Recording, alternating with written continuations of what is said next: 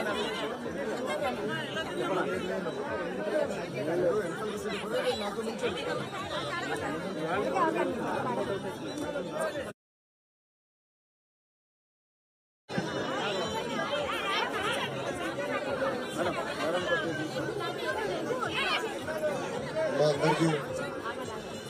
నమస్కారం.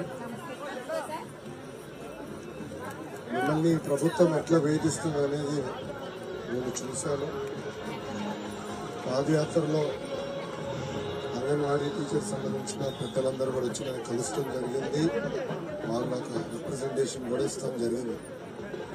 ఇప్పుడున్న మిమ్మల్ని అందరినీ ఒకటే ఆలోచించమంటున్నా, 2014 నుంచి 19 మధ్యన మీకు ఏనాడు ఇబ్బంది లేకుండా ఆనాటి ముఖ్యమంత్రి బాబు గారు మీరు ఎప్పుడు వేతనాలు పెంచాలన్నా మీరు రోడ్ ఎక్కుతున్నారంటేనే జియో ఇష్యూ చేశారు. ఎందుకంటే మనందరం ఒక్కరమే, మనందరం ఆంధ్రులమే. మన సమస్యలు మనం పరిష్కరించుకోవాలి తప్ప ఏ తెల్లోడో ఢిల్లీడో చేయరు కదా. మనం కూర్చుని మన సమస్యలు పరిష్కరించుకోవాలి. మీరు సమాజంలో చాలా కీలకమైన పాత్ర వహిస్తున్నారు. నాకు 8 సంవత్సరాల బాబున్నాడు. బ్రహ్మని ఎప్పుడు చెప్పేది, చిన్నప్పుడు మొదటి 3-4 సంవత్సరాలు కీలకమైన 3-4 సంవత్సరాలు. అప్పుడు పిల్లల ఆలోచనలు ఎట్లా మోల్డ్ చేస్తాం, దాన్ని బట్టి భవిష్యత్తు వాళ్ళు అట్లా ప్రవర్తిస్తారని బ్రహ్మని నాకు పదే చెప్పేది. అందుకే అంగన్వాడీ టీచర్లకి చాలా కీలకమైన పాత్ర సమాజంలో ఉంది. ఈ రోజు ఈ ప్రభుత్వం ఇట్లా మిమ్మల్ని వేధిస్తాం, బలవంతం ఓపెన్ చేస్తాం, ధర్నా కూర్చుంటే కేసులు పెడతాం, చాలా చాలా బాధాకరం. అన్ని సమస్యలు ఒకేసారి పరిష్కారం అవు, కానీ 1-2 అవసరమైతే 10 సార్లు కూర్చుని మన సమస్యలు మనం పరిష్కరించుకోవాలి తప్ప ఇట్లా అందరూ రోడ్డెక్కే పరిస్థితి రాకుండా చూసుకోవాల్సిన బాధ్యత ప్రభుత్వాల పైన ఉన్నాయి. ఆనాడు బాబు గారి వేతనాలే తప్ప మళ్ళీ పెరగలేదు. ఆనాడు పక్క రాష్ట్రాలతో పోటీ పడి ఉండేది మన వేతనాలు. కానీ గత 5 సంవత్సరాలు ఈ ప్రభుత్వం పెంచలేదు.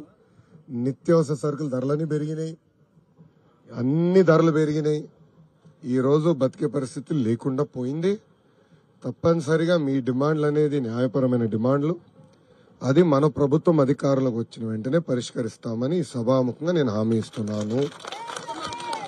రెండో విషయం తల్లి, మీ పైన కేసులు పెడతాం చాలా చాలా బాధాకరం. అదే మాకు స్టార్టింగ్ నాకు తెలుసమ్మా. ఎందుకంటే నేను ఇప్పటికీ 3-4 సంఘ పెద్దలు వచ్చినా కలిశారు. పాదయాత్రలో గత 3 రోజులుగా నన్ను కలుస్తున్నారు. ఇట్లా కేసులు పెడుతున్నారు, నా దృష్టికి తీసుకొచ్చారు. ఓపిక పట్టుదల 3 నెలలు మన ప్రభుత్వం వస్తుంది, కేసులన్నీ ఎత్తేస్తాం. ఏం మర్యాద. ఓకేమా?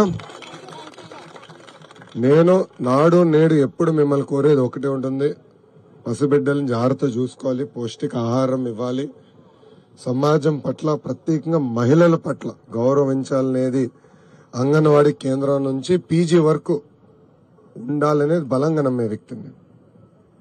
సో దాంట్లో మీరు కీలకమైన పాత్ర వహిస్తున్నారు. మీకు మేము అండగా నిలబడతాం. 3 నెలల ఓపిక బట్టని మన ప్రభుత్వం వస్తుంది. కూర్చుని మాట్లాడుకుని సమస్యలు మనం పరిష్కరించుకుందాం. ఒక ఉదాహరణమ్మా, నేను మీ సేవ ఐటీ శాఖ కింద ఉండే తల్లి. ఆనాడు మీ సేవ ఆపరేటర్లు ఇమెయిల్ పెట్టారు తల్లి నాకు, అన్న మాకు ఈ సమస్యని చెయ్యకపోతే మేము సమ్మకి వెళ్తాం. కానీ ఎందుకే మీకు అయింది, రాండి ఐటీ సెక్రటరీ గారు కూర్చుంటారు, కూర్చుని మన సమస్యలు మనం పరిష్కరిస్తామని 2 రోజులు పరిష్కరించాం. ఇప్పుడు పాపం మీ సేవలు కూడా రోడ్డు మీద పడేశారు. చూడండి ఎంత అన్యాయం. అట్లా ఉండకూడదమ్మా. ఎందుకంటే తరతరాలుగా మీరు పనిచేస్తున్నారు. కీలకమైన పాత్ర మీరు కానీ మీ సేవ ఆపరేటర్లు కానీ అందరు కీలకమైన పాత్ర వహిస్తున్నారు. కానీ ఈ రోజు కావాలని మిమ్మల్ని వేధిస్తున్నారు. ఇది సరికాదు. మీకు అండగా నిలబడుతుంది తెలుగుదేశం పార్టీని సభాముఖంగా నేను హామీ ఇస్తాను. ఓకేనమ్మా? నేను వెళ్ళొస్తాను. అమ్మా ఎవరమ్మా? మీరమ్మా ఆడతారు. మన నియోజకవర్గం నుంచి మన లోకేష్ అన్న మనకి మంచిగానే చాలా సానుకూలంగా స్పందిస్తున్నారు. ఈ మాట ప్రభుత్వం వచ్చిన తర్వాత కూడా నిలబెట్టుకుంటారని మేము ఎంత ఎదురు చూస్తూ ఉంటాము. తర్వాత ఈ రోజు అమ్మ ధరలు ఎంత పెరిగాయో మనందరికీ తెలుసు. పెరుగుతున్న ధరలకు అనుకూలంగా ఈ రోజు మనం జీతాలు పెంచమంటున్నాం. ఒక ఎమ్మెల్యేని గానీ ఒక ఎంపీని గానీ 11,500తో ఒక్క రోజు గడపమనండి చూద్దాం. మనం మాటికి రోడ్లు ఎక్కుతున్నాం, కానీ రోడ్లు ఎక్కడమే కనిపిస్తుంది. అంగన్వాడీలు ఎప్పుడు ధర్నాలే కానీ